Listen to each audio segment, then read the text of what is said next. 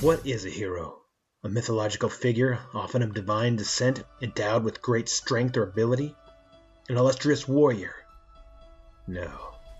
It's a person admired for achievements and noble qualities, one who shows great courage. Welcome to the What's a Hero podcast, where we dive deep into what a hero is and what makes them that hero. I'm your host, Ken Frownfelter, and I'm going to be introducing you to some of the world's most likely and unlikely heroes. You may have never heard of them before, and they most likely have never met you, but they all have one thing in common. They are ready to do whatever it takes to help make you better, even if it means sacrificing everything for you. Let's get into it.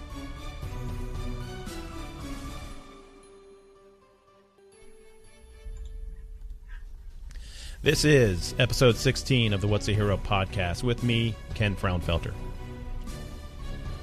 Miyamoto Musashi was the child of an era when Japan was emerging from decades of civil strife, lured to the great battle of Sekigahara in 1600 by the hope of becoming a samurai, without really knowing what it meant.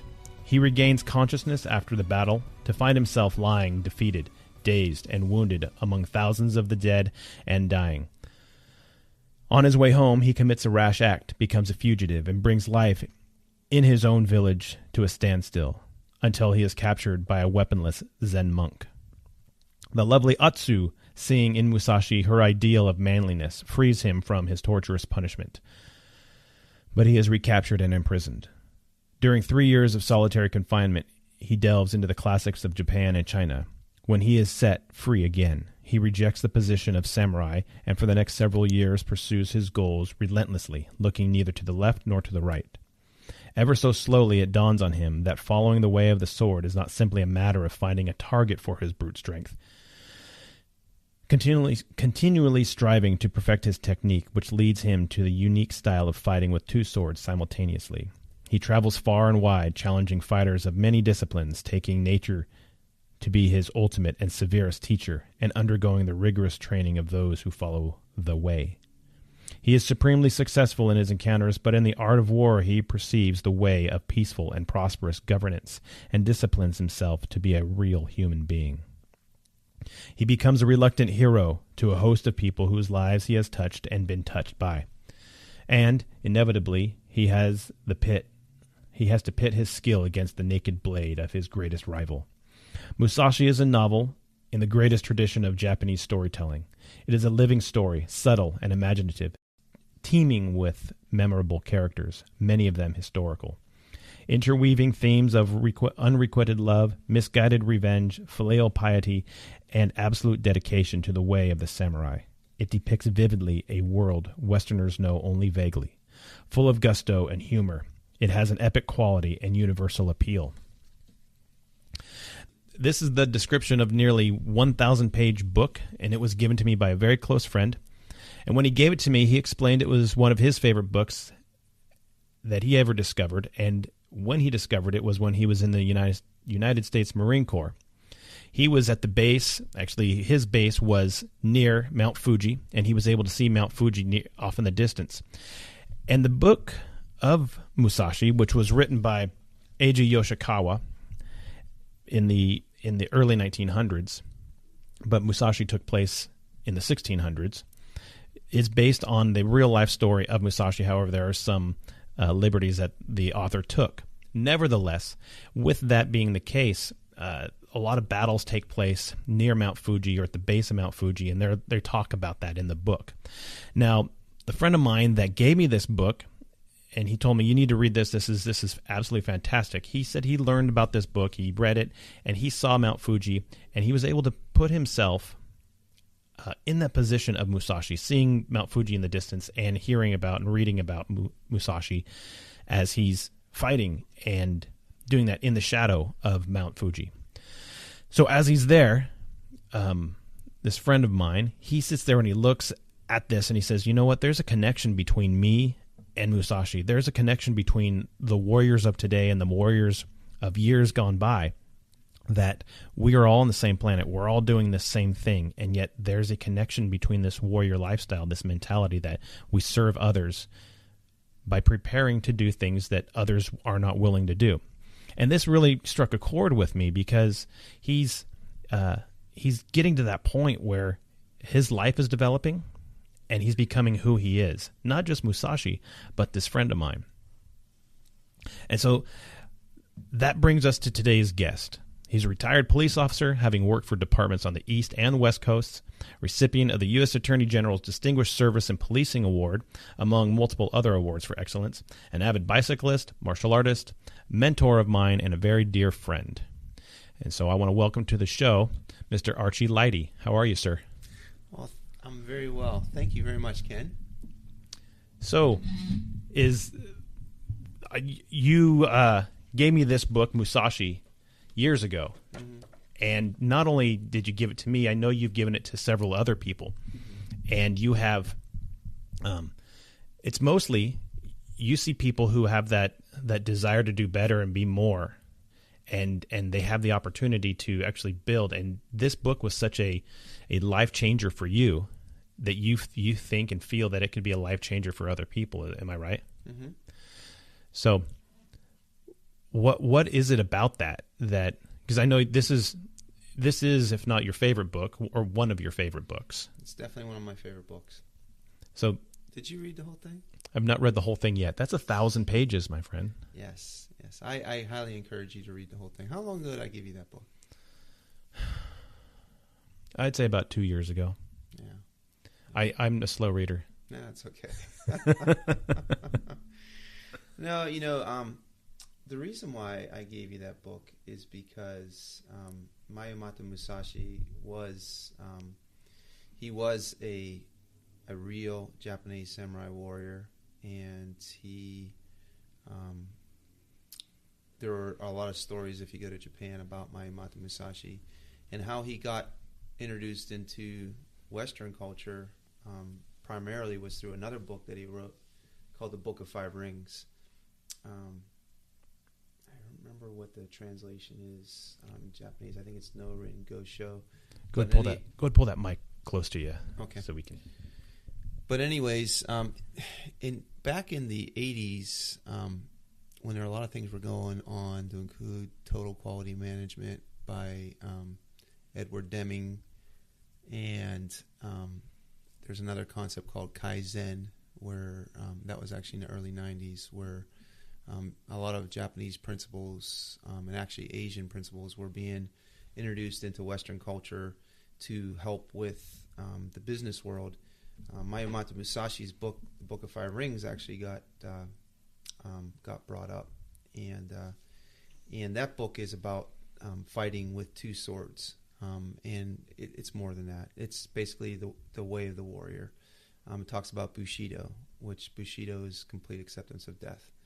And the reason why I gave you that book is because I have a lot of tremendous respect and love for you, and I know that you are a solid human being. And what that book did for me, what Musashi and some of his teachings did for me is kind of help me get grounded in life. There is the Book of Five Rings basically talks about the five elements of the world. When you've got air, water, ground, void, and fire, and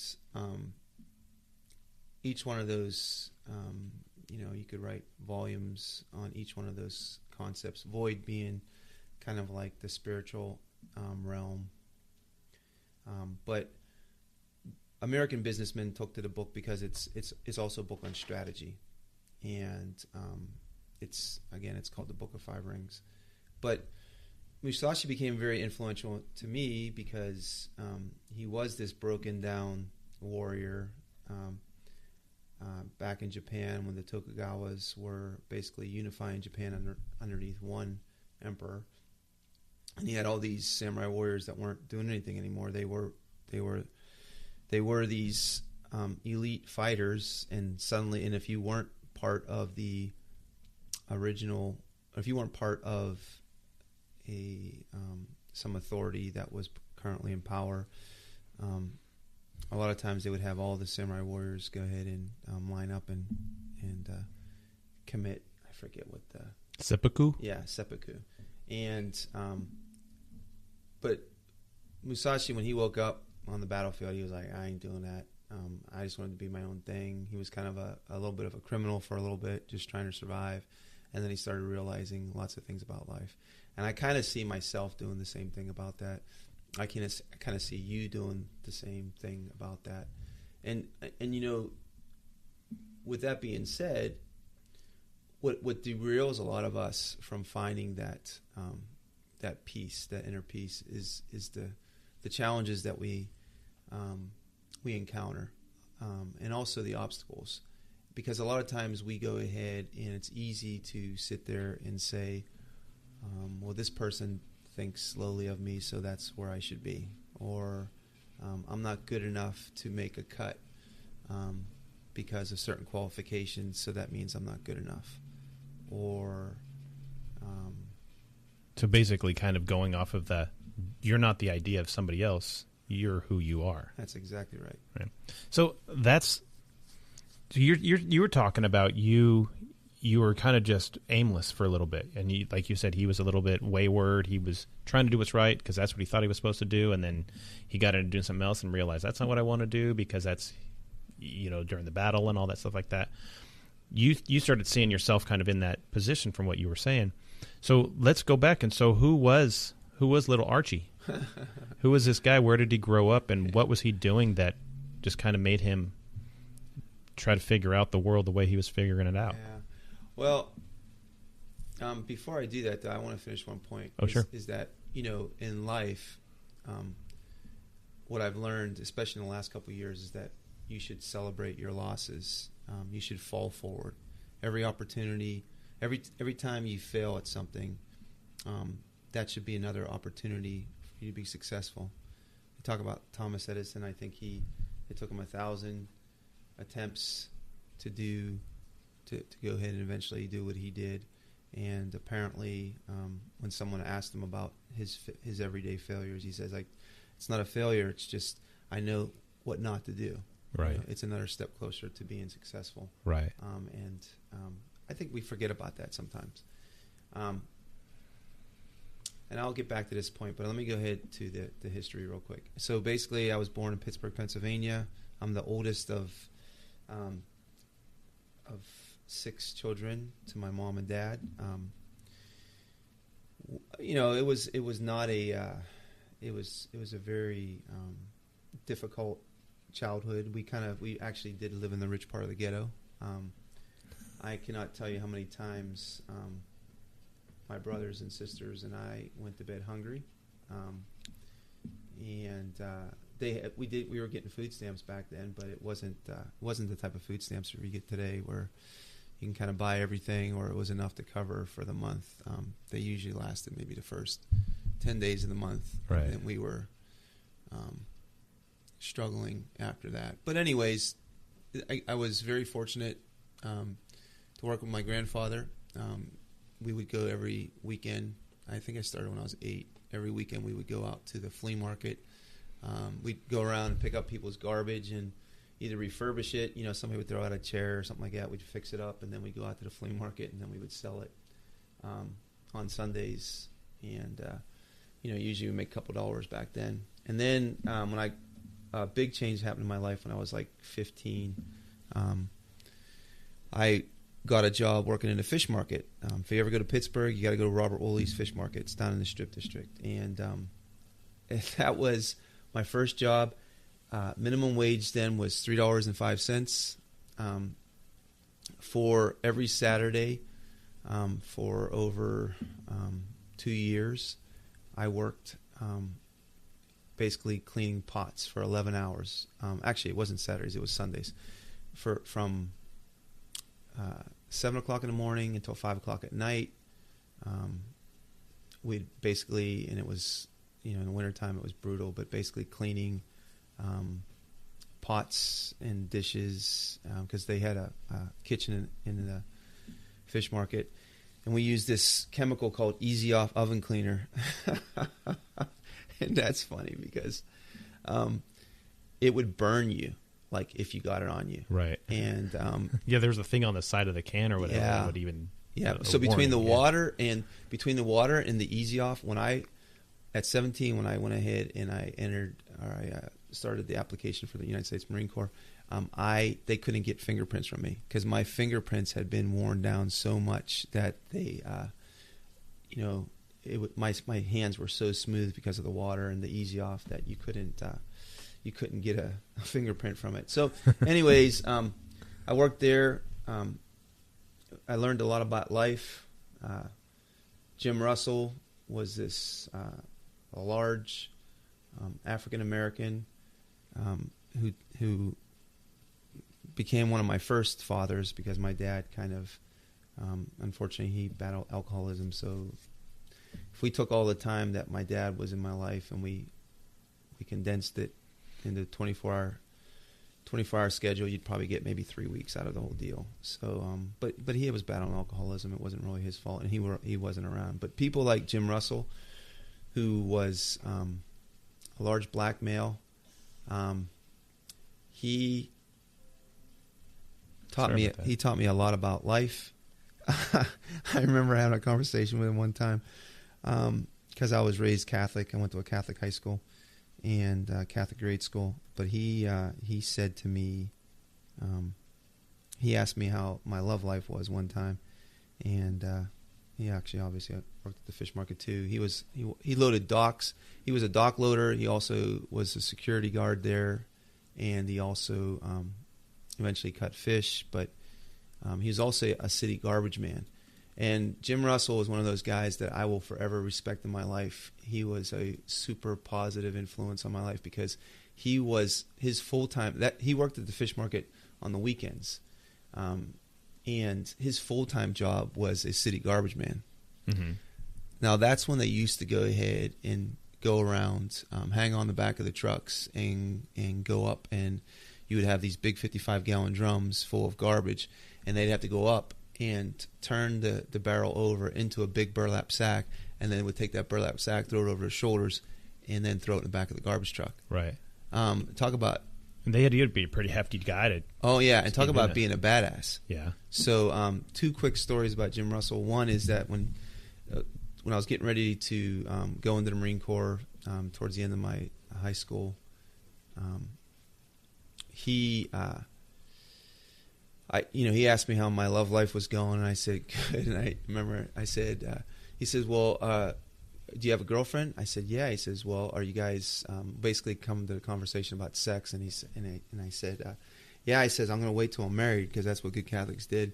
And I didn't know what the heck I was doing, or didn't know anything about intimacy sexually anyways. And he said, Archie, Archie, you can't do that. I said, what are you talking about, Jim? I said, I got to wait till I'm married. He said, no. He said, Archie, do you go, let's put this in perspective. Do you go into a store and pick a pair of shoes off the shelf without trying them on?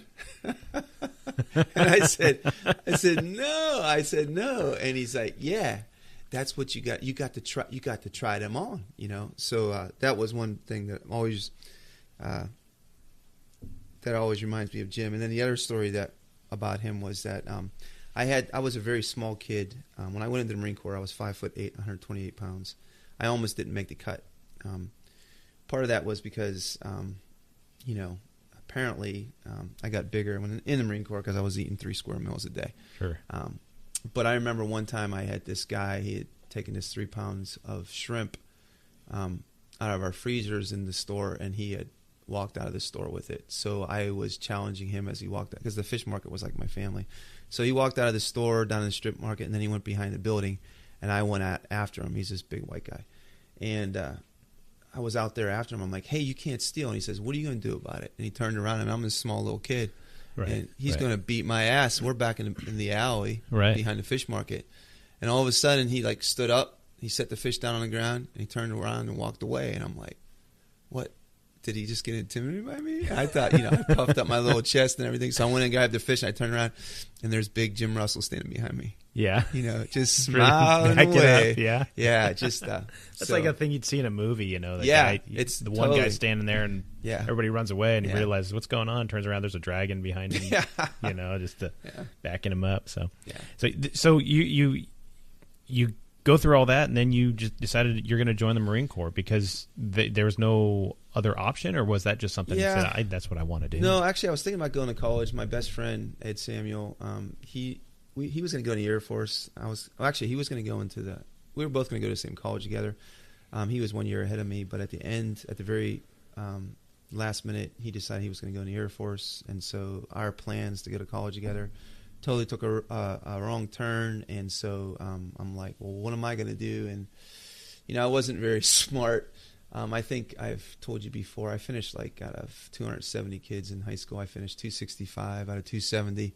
I was working. By the time I get done with school, though, I was probably working. My senior year, I probably worked I was probably working 30 hours a week. But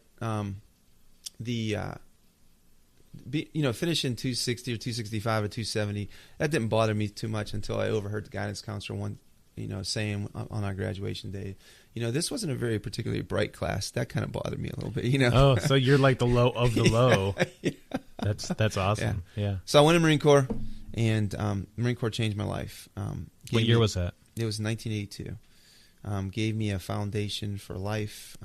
They had me, when I got there, because I was so small, we would do circuit training, and the drill instructor would always take and have me go through the pull-up line again and again and again until the whole unit had gone through. And the drill instructor, he called me over one time yelling at me. He goes, "Lighty, do you know why I'm having you go on that line again and again?" And I said, "Sir, yes, sir." And he goes, "All right, now get out of my face." So to this day, I still do pull-ups, Monday, Wednesday, and Friday, right before my ride on the bike. But so then I went ahead into the Marine Corps, met some fantastic people, didn't know anything about a whole lot of things, had some fantastic individuals take me underneath their wing, and was able to get out of the Marine Corps. My aunt and my uncle, fantastic people, Tim Kilroy, Alice Kilroy, they had signed me up for college. So right when I got out of school, I was already going to the University of Pittsburgh. I had applied through them, right, and I was already accepted. So I went straight from the Marine Corps into the University of Pittsburgh. I was gonna go ahead and and get my degree in communications. Then a year into my school, I went back to work at the fish market. Then I had an opportunity to go to Penn State. I applied. I got into main campus, which was crazy because it was very difficult to do. I went up to Penn State for a year. So 86, 87, I went up to Penn State for a year, 87 to 88, but I ran out of money. So let me ask you real quick. So you were 265 of the 270 of a not very bright class. Yeah. In quotes. Yeah. And then you go through the Marine Corps, just did a 4-year stint? Yeah. And then you get out and you decide, I'm going to go to college now. Yeah. So were academics not like your big thing? Is because you just didn't apply yourself, or was it a... Well, I think after my buddy decided, like I was applying myself, but then I was working. So what was happening was that I couldn't do both. I couldn't go to work because I was working. When I was working, like I said, I was getting like 30 hours a weekend. So like 22 of those, 23 of those hours was Saturday and Sunday. Mm-hmm. So I had no time for. I didn't have. I mean, it was difficult. I should say. Very little personal time. Or yeah, no. I mean, but plus, it was hard to get a date. I smelled like fish all the time. So, but when I went into the Marine Corps, I started studying things. I started studying, different types of martial arts. I started studying Eastern philosophies. That's how I got in touch with Miyamoto Musashi. I started reading the first book I read was The Book of Five Rings by Miyamoto Musashi. Started learning how to fight. I had a couple guys. I don't know if anybody will ever hear this, but Albert Sykes was another guy that was very influential in my life. Interesting enough, another African American who him and his friends basically taught me how to defend myself and how to fight to survive. I remember him telling me one time, he said, "Archie, you're going to get killed if you don't learn how to fight soon." So, and one of the biggest compliments he ever gave me, and I'm sure you could appreciate this in the Marine Corps, on the weekends, if we were not out in the field, he would be cleaning his car. He had this maroon color Chevy Monte Carlo, and it was his baby, and I used to always help him clean it, and I never thought he'd ever let me drive it. Yeah. But one day, in honor of me, as he was getting close to getting out of there, he threw me the keys and said, "Why don't you go take it for a spin?" And that was like, as far as an award goes, that was like one of the greatest awards I ever received from Albert Sykes. But he taught me, so I learned how all that stuff, and I learned a lot about life. I got out, I went to college.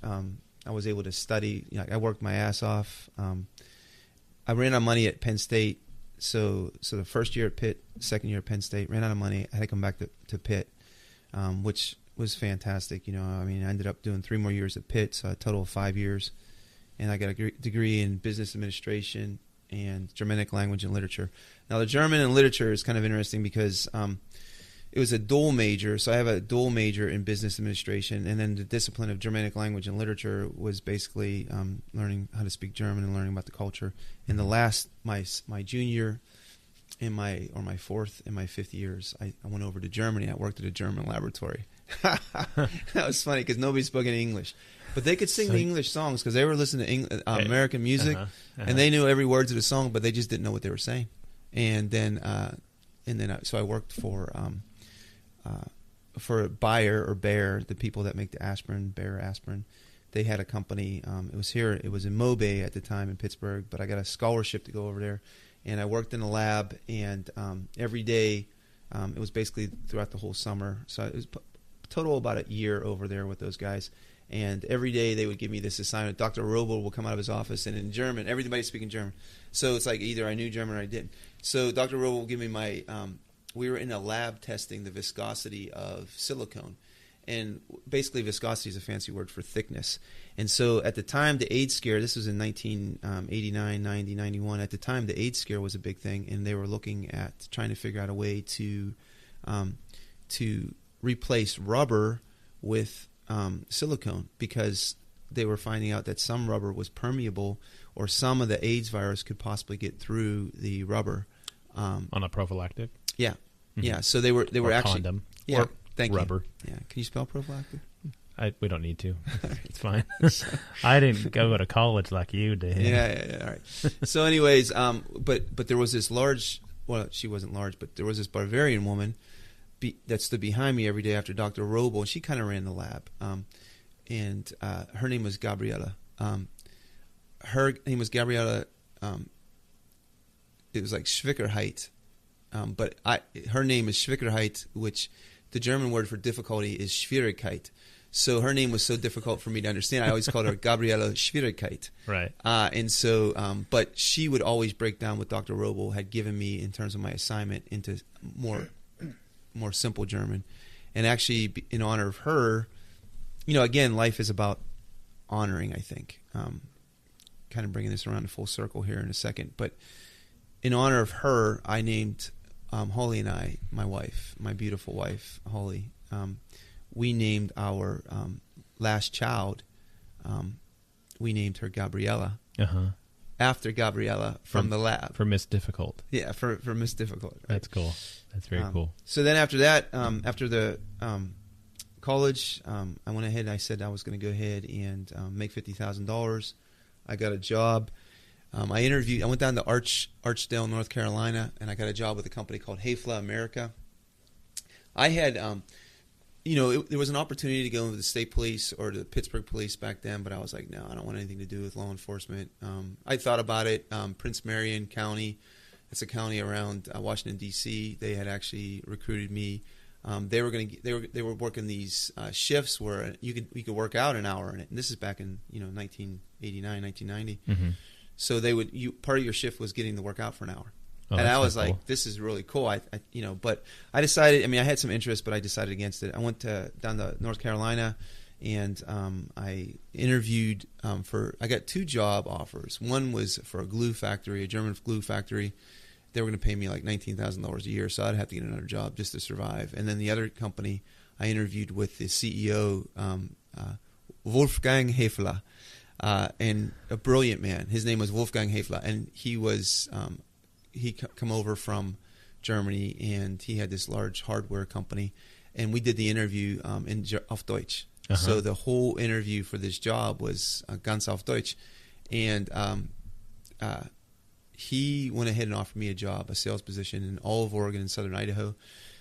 It was a traveling sales position. So long story short, I took the job, came out here, but I didn't have that intrinsic reward. I didn't feel complete inside my heart and my soul. I remember seeing one time I had to drive all the way over to, and let me tell you what, from the coast of Oregon all the way to Idaho Falls was my territory, and that's about a 24-hour drive. If you started in Idaho Falls and that's how big the territory was. If you just drove straight. Drove straight. That'd be 24 hours. Yeah. So anyways, I remember driving on I-84 once, and I remember seeing an Oregon State Police trooper in this white car, this white Chevy Caprice, and he, it just said State Police in black letters on the car. There was nothing else special. He didn't even have lights. He didn't have lights on the car. It just said State Police in black letters on this white car, and I thought how simple that was, but he was helping somebody change a tire in the rain. Right. And I thought to myself, that's what I want to do. I want to help people. That's how I want to help people. Right. So I was actually on my way to make $50,000. I decided that, no, I can't do this anymore. I thought I could easily go back to Pittsburgh and get a job. Well, I tried to see if the Oregon State Police was hiring at the time. They weren't. And then I just said, okay, I'm going to go back to Pittsburgh. I'm going to push the reset button, see what I want to do. And then I went back to Pittsburgh, and I thought I could just like jump into the FBI. None of that shit happened. No, it wasn't. It didn't. So what ended up happening actually was I went back, and for 9 months, it was a very humbling experience because I did not have a job. And my, I'd gone from a job that was making just about $50,000, which in beginning of the 90s, that was a lot of money. But it was a very humbling experience because I just got knocked on my butt. And my sister Amy and Becky and Rosie, my brother Jimmy, and my sister Francine, my mom. I was living up in the attic of my mom's house, and everybody was just so gracious about coming by and helping me, giving me a 20 here, or 50 here. Right, yeah. right. And it was because I was like, okay, I need to get a job, but it just wasn't happening. So didn't have any income. After 9 months, I went ahead and I actually said, well, I'm going to go back out to Oregon because that's where my heart was at. I fell in love with Oregon. I came back out here. I got a job working. I come back out here. Again, we're talking about failures and miscues and why it's so important to be to pick yourself up. I get out to Oregon. This guy tells me, whenever you come out here, you have a job. I come out to Oregon, and I met a guy, Steve Carlson, great guy, big guy. We had met in one of the Oregon State Police interview during the interviews. Back then, the Oregon State Police, one of the ways they were interviewing, they would have 7 of you or 6 of you go into the interview at the same time, and they would ask you a question. Mm-hmm. And then it would go. Everybody would get a chance to answer a question. Well, Steve Carlson and I, we met in one of these interviews, and we hit it off. And so he told me, hey, come on out here. If you ever want to come back out here, come out here. I'll get you a job. Well, 9 months unemployed. I'm like, yeah, shit. I need something. So I go out, and I arrive, and guess what? I don't have a job. Nothing. I brought everything. Everything I had, I brought. I drove all the way out here in a truck and everything, and just like, you don't have a job. So I said, well, let me ask you something. The guy that was going to give me the job, he said, you're just not busy enough. I said, well, can I talk to him? And they said, yeah. So I went up and I said, look, sir, I respect that I don't have a job. I thought I was going to, and that's not your fault. I totally understand. But listen, let me ask you something. Can I ask you a favor? And he said, what? And I said, let me work for you for free. Let me work 1 day for free. And if you think that's, if you think that is, if you like me, then maybe think about hiring me. If you don't, it's totally good. I'm not going to charge you anything yet, but I'm working for free. So it was at a construction warehouse down in downtown Portland, and we were lifting like 55-gallon drums. Like they would come in on a truck. They were full of chemicals, and we'd have to flip those over and stand them up on their heads so that we were able to see if they were leaking. I mean, it was a horrible job. When you build these buildings where you have metal braces holding up walls, like cement walls, and those are like 110 pounds a piece. I mean, this is the job I had. This is one of those jobs where you work Monday through Friday, and then on Saturday and Sunday you just sleep. Oh yeah, because you just beat, total exhausted. Yeah. So he went ahead and after 2 hours he came out and he said, "Hey Archie, I said, yeah. He said, you're hired. Nice. So I was like, holy shit. So I'm getting paid for today. Well, yeah. I didn't even say anything. They paid me for that day. But so then I subsequently applied for the Oregon State Police. I was in the process with those guys, and then I was in the process with Pittsburgh Police, the Pittsburgh Police Department.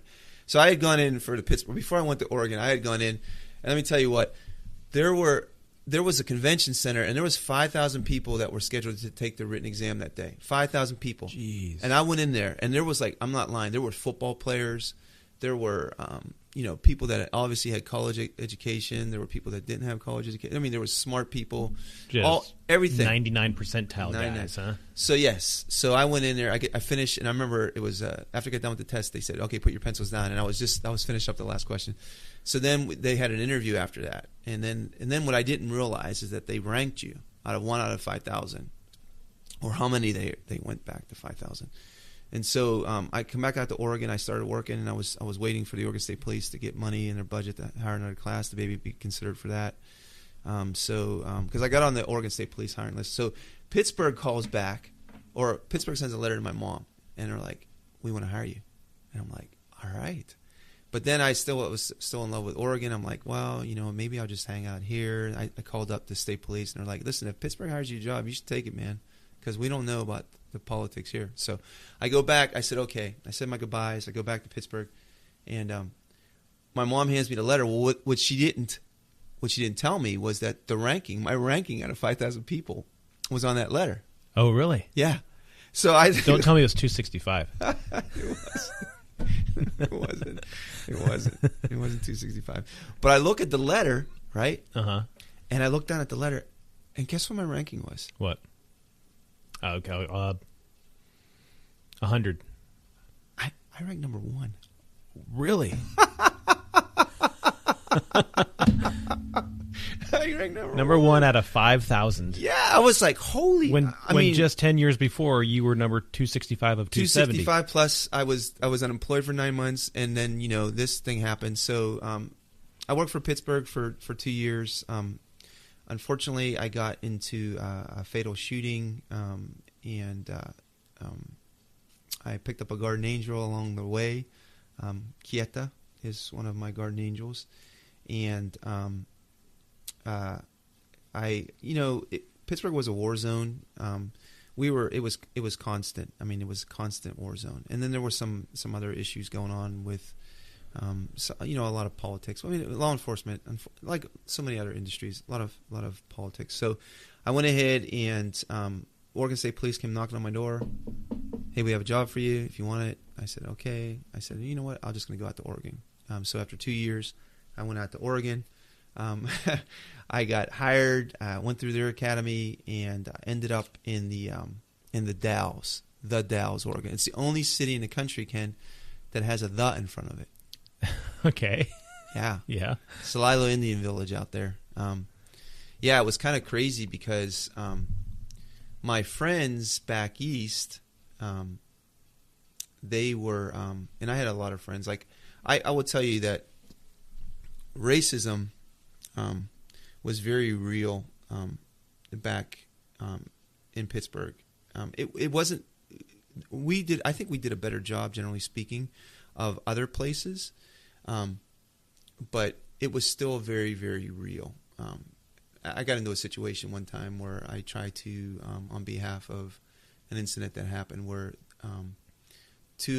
they weren't my direct partners, but 2 people from the housing unit, they were getting basically treated differently because of a racial incident that happened that I did not agree with. And I remember they tried to pull me into that too. And but I tried to stick up for those guys. And I remember I was in the Office of Professional Standards, and they looked at me and they said, because I had questioned a white female officer who had made a decision that ended up these guys got fired, and I didn't think it was right.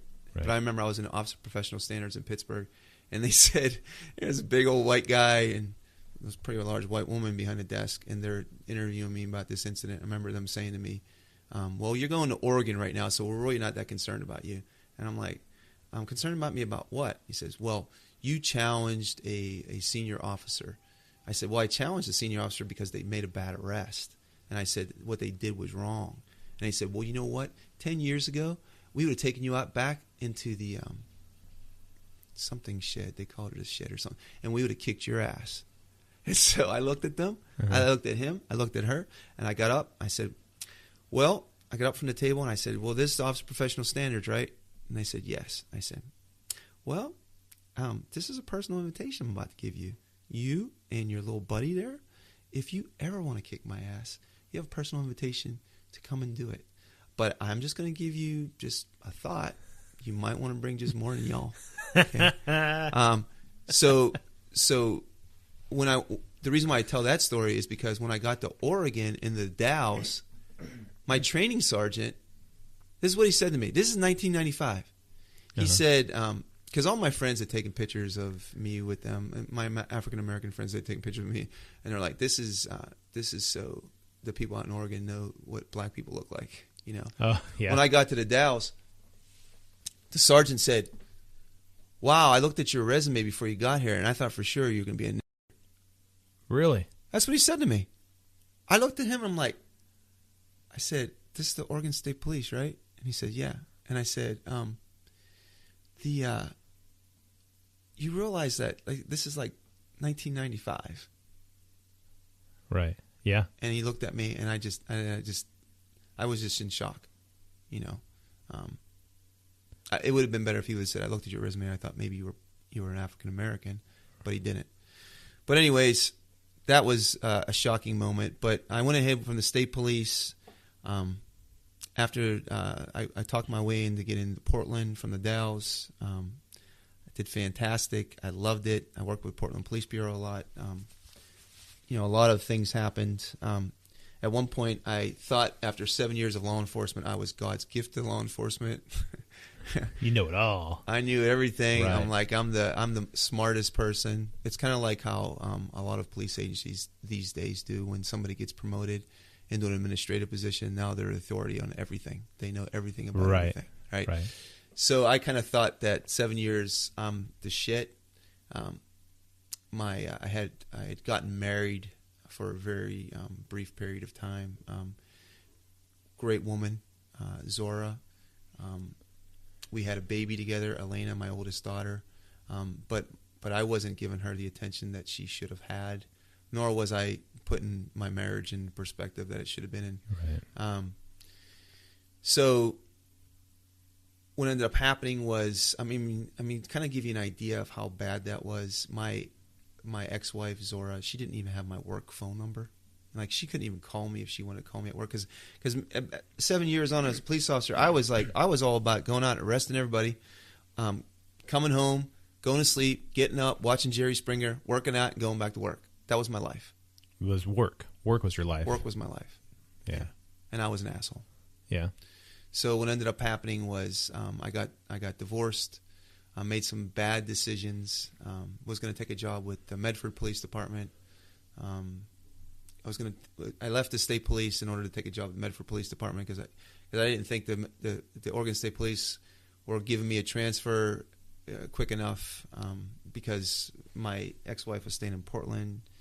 She wanted to start her life over again. Me being there was, plus I had found, I'd started a relationship with my wife Holly, and so I went down to Southern Oregon to take a job down there with Medford Police Department, and that didn't work out so well. I think I worked for them for 8 days.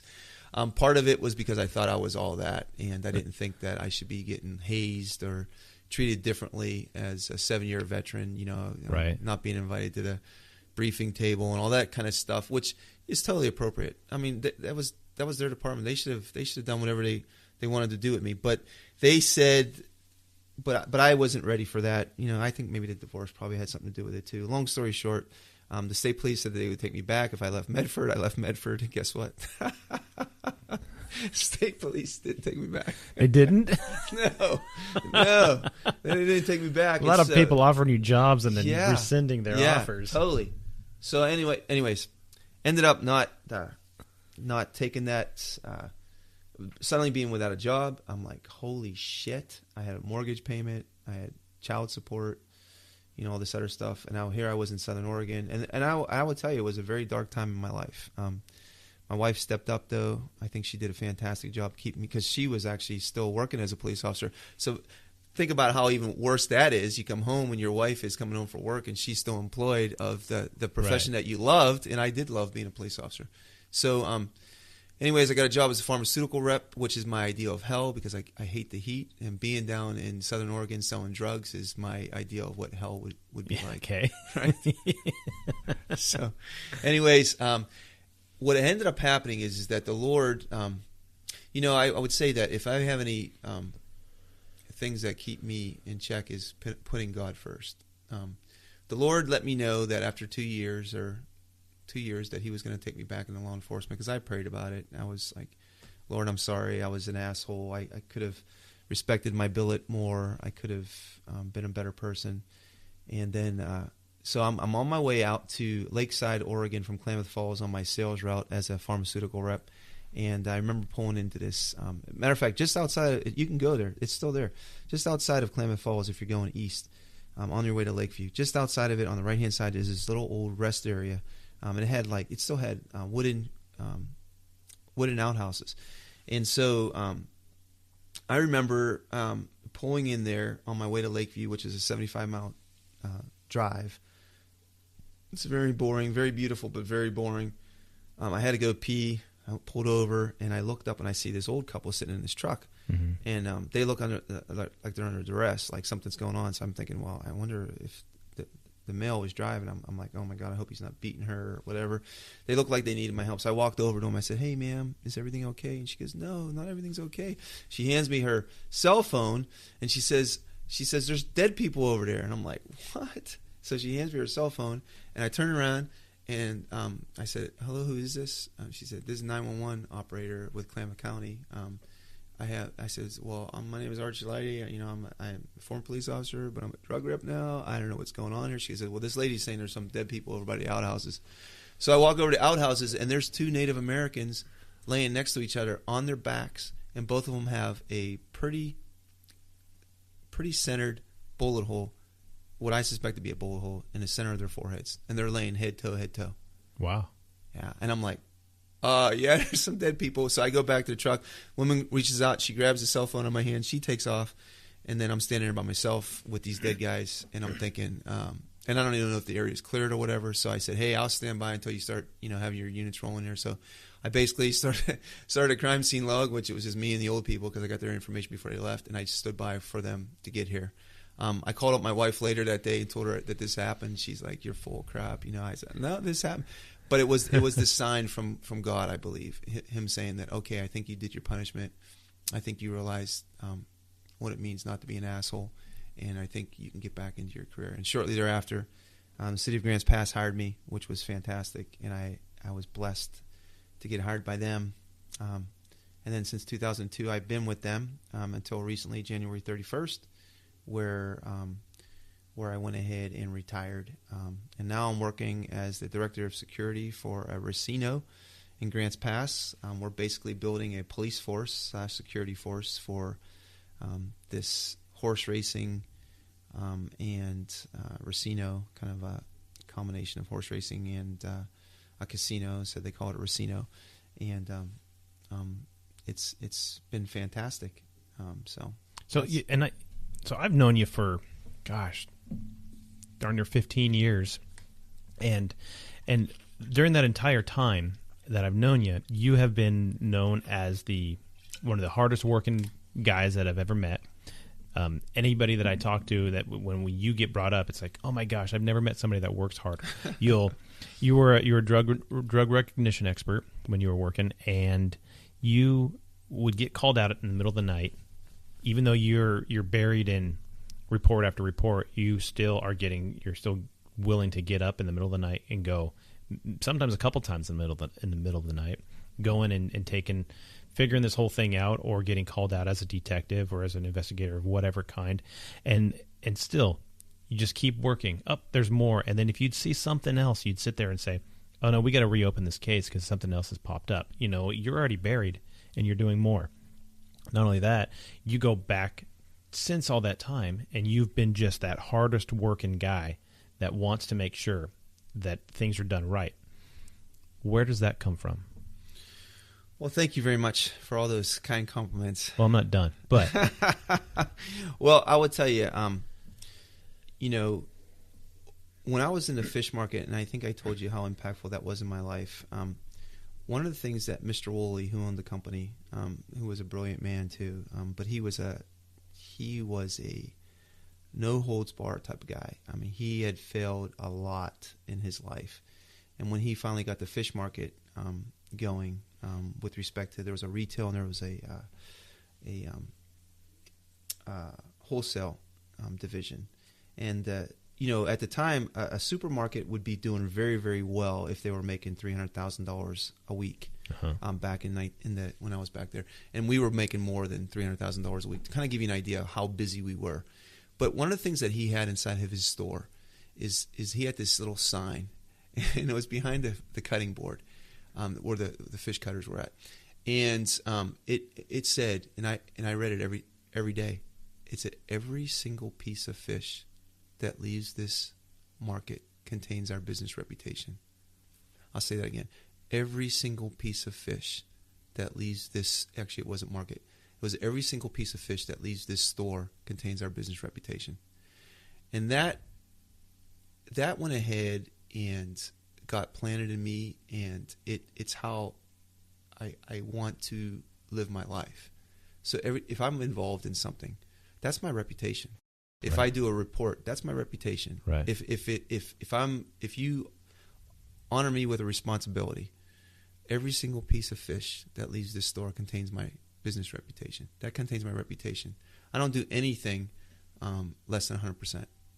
People say you could do 110%, 150%. You can't. You could either do 0 to 100%, and I do 100% all the time.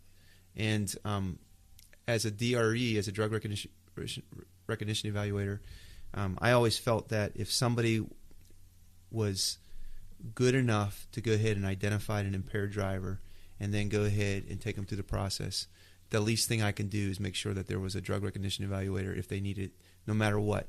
If they did their part, I got to do my part. Right. And same thing with the detectives. If there was good officers like yourself, who always did a fantastic job, one of the things that I think separates a good police officer from others is having empathy. Yeah. And other people might refer to having empathy as not being a dick. So I think that you have that. So if you're out there on a scene and you got something that's kind of big, I'm coming out to help. Right. No matter what, if I can. And again, obviously, we say all these things about Archie Lighty, but the reality of it is, I think I've demonstrated through this conversation we're having, is that I am not perfect by any means, and that I've learned repeatedly from my failures, and I keep on trying to be a better human being, and I still got, I still have a lot of work to do. The older I get, the more I realize that I don't know as much as I thought I knew. Right. Right. And because there was that time you said that, shoot, you knew it all. Yeah. You had it all figured out. I didn't know everything was going on. Yeah. And then you get fired. You go through this dark time. All this blah blah blah. I didn't get fired. I left. That's important though, because you couldn't get hired again if they go ahead and they say to you that I made a decision to leave. They just didn't hire me back. But you're right. If you lose your job suddenly, and you go through this dark time after having known everything, and now all of a sudden now you're 20, 30 years later, 40 years later, and you're looking back and you're like, I still don't know everything. Yeah. If you could talk to that kid at the time, like, man, you don't know everything. I know everything. No, you don't. It's kind of funny that you were talking about that whole thing where what you put your name on, what your, every piece of fish that leaves the store. That's funny. You had that same conversation with me years ago, and I had no idea. And you probably, that may have been in the back of your head, or that was your thing, but we had this conversation. Mm-hmm. And so there's two moments that you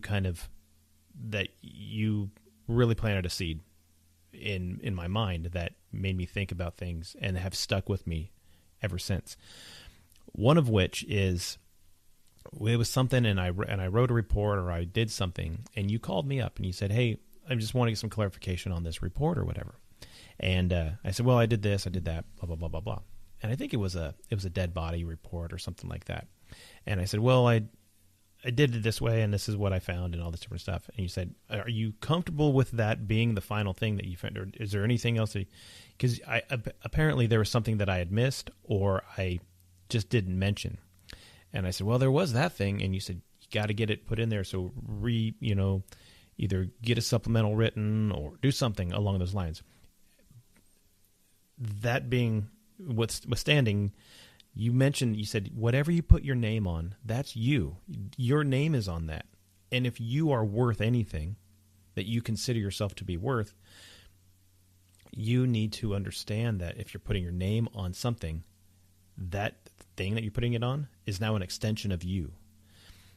And at least I may be paraphrasing, but that's what I took from it, is that everything that you put your name on is now, that's an extension of you.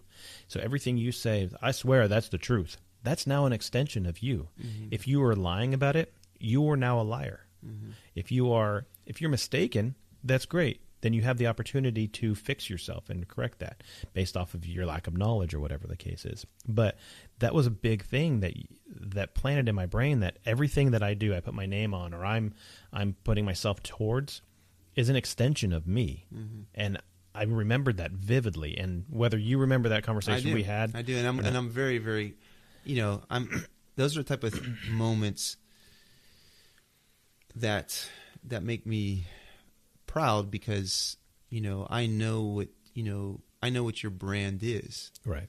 And sometimes when we shortchange or cut the corners, we shouldn't, right? Right. So along that same line, several years before this conversation we had, I had gone. There was a trial that we had, and I think you were state's witness. And I had gotten up on the stand, and I was kind of a backup officer to a kid who was in training. And so we went there, and so I got pulled up on the stand, and I was being questioned by the defense attorney. And the defense attorneys asked me these questions, and I was just like, I don't recall that. Because was I not paying attention at the time, or it had been 2 years, 3 years before that, whatever the case was. I said, I don't recall, and I don't know how many times I said, I don't recall. As much as an acceptable answer as that might be in the big picture, the details are not there, because you may recall, you're not putting forth the effort to want to try to remember that. Whatever the case was, I got done with my questioning, and I was excused from the court, and the trial went on. Well, after I got done being questioned, they went into recess. So we all left the courtroom, and I'm walking down the hallway in the courthouse, and you pulled me off to the side, and you said, let me talk to you real quick. I said, okay. And up to this point, I'd known you for a couple years at this time, is I knew fun, jokey Archie, right? And I was like, hey, buddy, yeah, how's it going? Yeah, what do we got? You pulled me off to the side, and you said, this is the word you used. You said, that what you did up there was bullshit. You're better than that. The fact that you don't recall is ridiculous. And you explained to me in no uncertain terms that what I did and how I was not paying attention, I guess in the fast forward was that the person ultimately got found guilty, and this whole case it worked out. However, not with any of my help, because what you explained to me and what I learned from that was that if you put half of whatever you've got into something, it's going to turn into crap anyways. And you said you are better than that, and I expected better of you out of that than what you gave. And you know what? Ever since then, I've sat there and said, you know what? Am I better than that? And does Archie expect better out of me for something like that? For little things that I'm doing, So those little moments that you just kind of drop that pebble in that pond of my brain, thinking there's more to what you're thinking, and there's more to this. You're better. And so it's taken me a little bit, but yes, that expanding of my mind and the growing of my being a person makes such a big difference. And whether you remember those conversations we've had or not, I don't know. However, I remember it. Yeah. And that's what counts, right? So, yeah, thank you. You know, let me tell you, there was another moment in your life and where you were up against the wall, and we had a conversation. You know, I would say to you that that's exactly why I intervened and I said something. It was because I know you're better than that. Right. I've always known your value. Like, sometimes we don't realize our value because we go ahead and we let other people dictate we let other people's perceptions of us dictate who we are or how we see ourselves. Right. And we shouldn't do that. You know, I got this calendar from one of my very good friends, Felicia Cohen, about Stoicism. And one of the things that it just basically gives you these Stoic sayings every day, 365 days a year. And the one statement that really resonated with me is that, the guy says something in substance like this. He's like, I find it hard to believe that if somebody came up and they took your body and started abusing it, you would go, for lack of better words, ape shit. Right. If they come and they said, you got to do this, or they God forbid, it was a child who was forced into sex trafficking or something like that, everybody goes ape shit. Right. But on a daily basis, we let people take our minds and we let them do that stuff. Right. And we shouldn't do that. I said to you, you're better than that because you are. Now,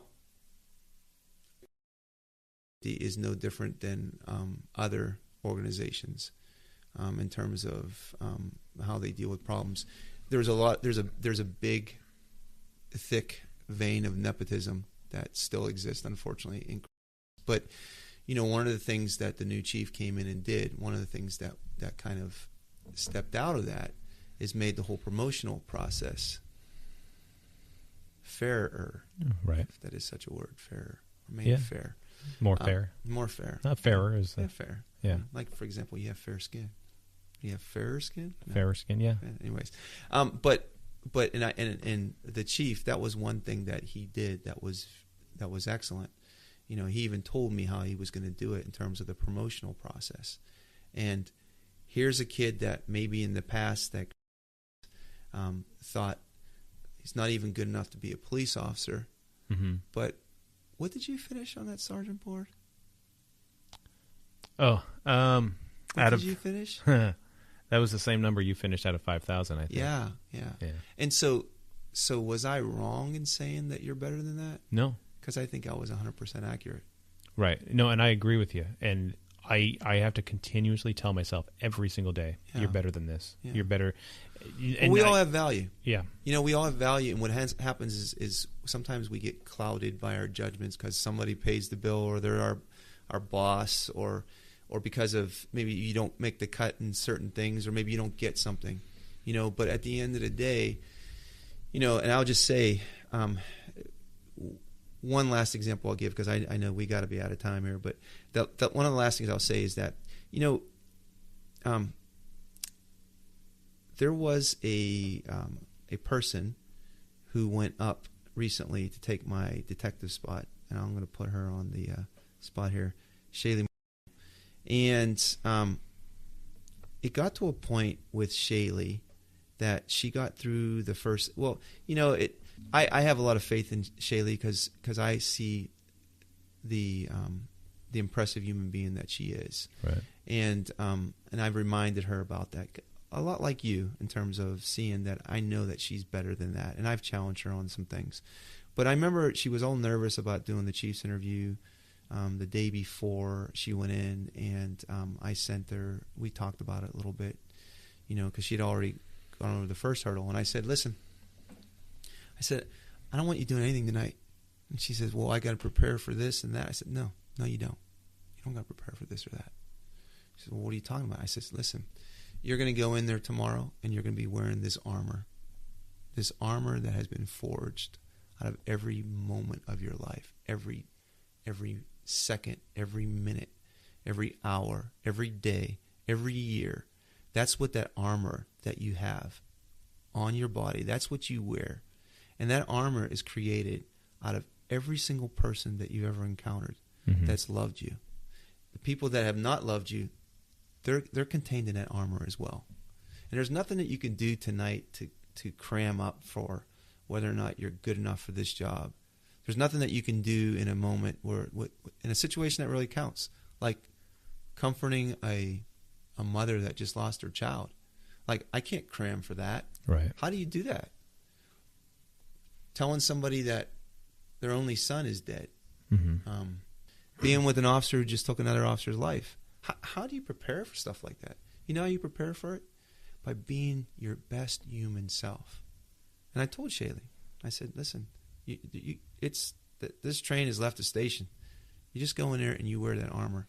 And the best way you can do, and a great final point to make here, is that the best way you can honor everybody that helped create that armor that you wear, the best way you can do that is to have self-respect.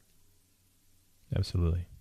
Absolutely. I honor my grandfather, who used to do, pick up people's garbage. Some people there's garbage we picked up to go to the flea market. Some of those kids I went to school with. Archie Lighty's picking up my garbage. How about the time whenever we're pulling out, we're trying to hide the food stamps, at 13, 14 years old with the freshman girl that I thought was cute, and she's behind me in the line, and my mom was paying for the food with food stamps. Right. How about the people that make me go back in the line to do more pull-ups? Right. How about the Jim Russell that made the guy that was going to kick my ass in the back of the alley go? All those people. My grandmother, my great-grandmother, who used to stick money in my little glove to walk back home because my mom had written her a note. Hey, please, if you have any extra money, we could really use it. We don't have anything to eat. And my great-grandmother, she stuck that little note in my hand and then wrapped a rubber band around it with a $10 bill and then put the glove on. That's part of my armor. And if I didn't love myself and I didn't respect myself, I would be disrespecting her. The nice things that you said here, if I didn't, because you love me and because you have this respect for me as I do you, I've got to respect myself. Because if I don't, I'm being disrespectful to you. Right. That's hard for us to sit there and look back and drop our ego. But you're right. Don't talk bad about yourself. Don't treat yourself bad, because that's my friend you're talking about. And if you have a Jim Russell, you're not going to mess with my friend. Yeah. You're going to cause this punk to drop the fish and run out of the alleyway. Yeah. So, one last thing I want to say about, because you mentioned the word ego. One last thing I want to say about that is that be careful about ego, because egos and the armor aren't the same thing. An ego is what we perceive ourselves to be. Right. And those perceptions are often influenced by different biases. But because at the end of the day, those egos, they are pale in comparison to that armor. Right. They're paper where the armor is chain link. Yeah. Normally I'll ask, if you had one more day with somebody, or you had one more opportunity to go back after you've passed away or whatever and say something or do something for somebody else, what would it be?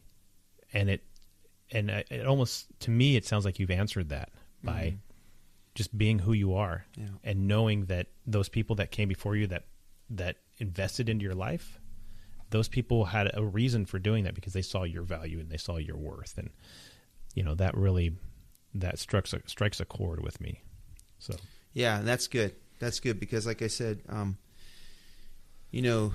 we are so blessed to have this life, and there's so much high school bullshit that happens, and we got to be careful not to get caught up in that. I was blessed to have a career with City of Grants Pass. I was but I was more blessed to serve the community of Grants Pass in the capacity that I did. And Archie Lighty is the same Archie Lighty with or without a uniform, with or without a badge. When you got people like yourself, Ryan James Brown, my partner, my brother, when you got people like that in your life, it's very, very, it's a fantastic blessing. Like I said to you before, putting God first, has been since day one. That's what I've tried to do, and I've had mega blessings. I got my beautiful wife, Holly. I've got 3 beautiful daughters, Elena, Rebecca, and Gabriella. They're all healthy. They're all smart. They're all strong. And then I got, recently I got this guy, Travis Boersma, who's probably one of the most genuine, kind, loving human beings that I've ever come across, who's done so much for this community and continues to do so much. Now I get to be part of his team, and if that's not a blessing, I don't know what is. Yeah, absolutely. Let me read something for you that's actually kind of cool, and we'll kind of let you see what you think on afterwards. So, Attorney General William P. Barr and the Justice Department leadership today announced recipients of the 4th Annual Attorney General's Award for Distinguished Service in Policing, recognizing that the exceptional work of 23 law enforcement officers and deputies from 12 jurisdictions across the country. The Attorney General's Award recognizes individual state, local, and tribal sworn rank and file police officers and deputies for exceptional efforts in policing. The awarded officers and deputies have demonstrated active engagement in the community in one of 3 areas: criminal investigation, field operations, and innovations in community policing. This year, the department received 214 nominations, recognizing a total of 355 individual officers, deputies, and troopers. There are 39 states represented in the nomination pool, covering state, local, campus, sheriff, and other agency types. There is no career nobler than that of the police officer, and the 23 officers we honor this year demonstrate that clearly, said Attorney General William P. Barr. These individuals are distinguished in their service for field operations and criminal investigations, from investigating homicides to drug trafficking to sexual exploitation and assault, to making positive change in their communities through innovative outreach to local residents. Their actions are a testament to what law enforcement officers contribute to our nation each day, keeping us safe from violent crime and building more trusting communities, and they are deserving of our collective thanks. I am pleased to honor these 23 officers for their distinguished service in policing. The Department of Justice works closely with local law enforcement and strives to be a ready resource for them. The Attorney General's Award for Distinguished Service in Policing is just one more way the department can show its continued commitment to the profession and honor the men and women who so bravely serve it. Now, I read this because when Josephine County, Oregon suffered a funding crisis, Detective Archie Lighty zoomed into action. The situation was dire, with staffing reduced at the sheriff's office and the jail, limiting the number of offenders that could be housed. Citations were issued to most criminal offenders instead of placing them under arrest. But Detective Lighty began a grassroots effort to find and maintain funding. As a founding member of Securing Our Safety, SOS, formed specifically to overcome the law enforcement funding crisis, Detective Lighty organized a 5K race that grew to 700 participants in 2020. Lighty and SOS also raised over $60,000 to complete a study of local justice and law enforcement programs. They also formed a nonprofit called Grace Roots to establish a residential treatment center for people with addictions, and he was key in establishing the Grants Pass Treatment Center, a methadone and Suboxone treatment program for substance abuse addiction. Josephine County went from having no treatment facilities to one that sees more than 300 patients a day. And funding-wise, it has all paid off. Since 2013, Detective Lighty has coordinated events and contributions that now total over $324,000. That's a huge thing. Out of the entire country, you are one of 23 that has gone out of his way to make sure your community is safe and has a place to go. People call on you because you have knowledge, you have wisdom, and you have that self-sacrificing side of you that says, I want to do more for my community, for my people, my brothers, my sisters, my friends, my family. So with that, that huge, all these things, you still remain somewhat humble.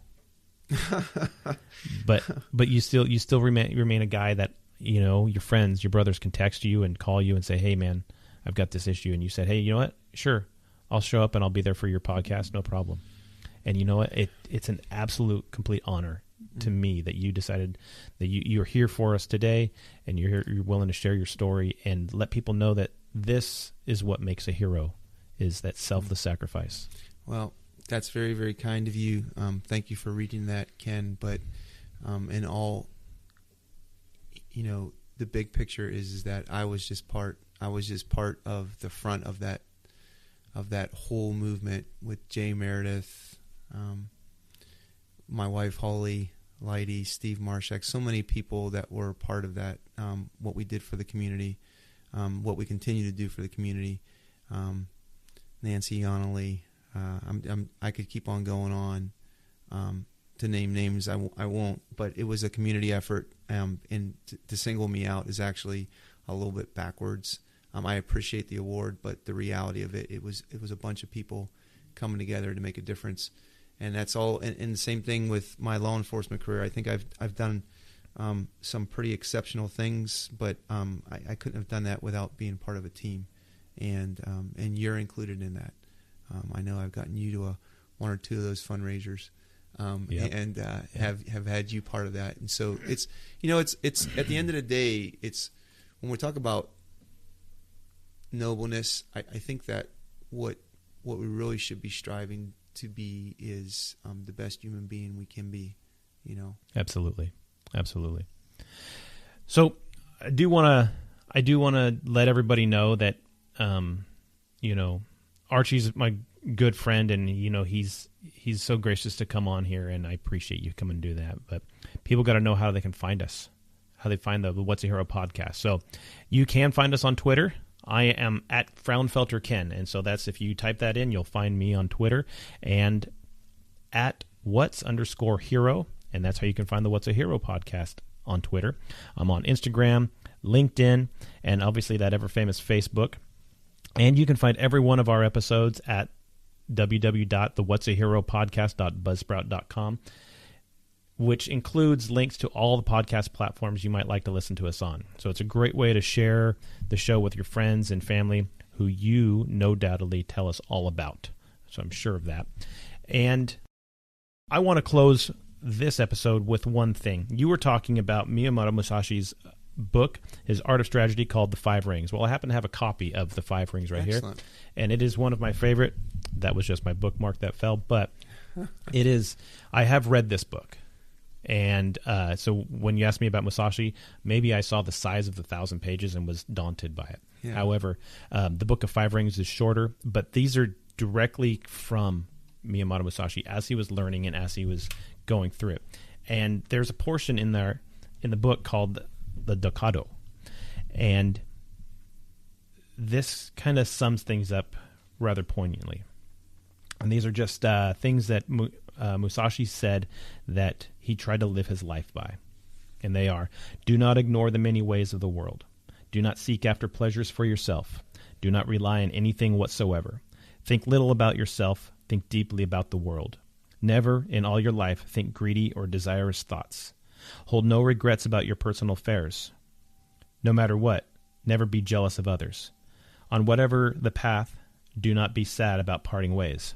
Do not complain or blame either yourself or others. Do not allow your thinking to be led down the paths of romantic feelings. Cultivate no likings for particular things. Have no special wishes about your home. Do not have a preference for delicacies. Do not hold on to old equipment in order to pass it down to posterity. Regarding your body, do not avoid certain things for superstitious reasons. Do not concern yourself with an unnecessary variety of tools, especially weapons. Along the way, have no bad feelings toward death. Do not seek to be rich in your old age. Buddha and the gods are to be revered, but do not make requests of them. Even if you must surrender your life, never abandon your honor. Always stay the path of strategy and never stray from it. Now, like you said, there's so much more you can learn, and there's so much more you can do with your life, and you don't know it all. But several of these things you can see in your life, and you can see in that you strive to be better, and you want to be better, and you want to give to others, and it's absolutely appreciated, Archie. Well, thank you very much, Ken. Appreciate this moment that we had together. Yeah, absolutely. Go green. Go green. You have anything you'd like to add before we close this episode out? Thank you. I appreciate what you're doing. This is fantastic. Again, I'm blessed beyond means from the blessing that I received from my mom bearing me to where I'm at right now. I am just blessed, and I thank you very much for this opportunity. Well, you're very welcome, and thank you. And I want to say thank you to all of our law enforcement brothers and sisters out there. Without you guys, we wouldn't have the security and safety that we have. To our firefighters and to our nurses, doctors, teachers, you guys keep us safe when, and bring us up and develop that side of us, that support side that we absolutely need. Absolutely heroes. And to our military vets, you guys are out on the front line making sure that we have the freedoms that we have, because freedom is not free. But like I said, thank you so much to police officers out there. The stuff that you guys do, the stuff that you have to put up with, and you have to maintain that positive attitude. Thank you for that. So, without any further ado, for Archie Lighty, I have been Ken. This has been the What's a Hero podcast, and we are clear.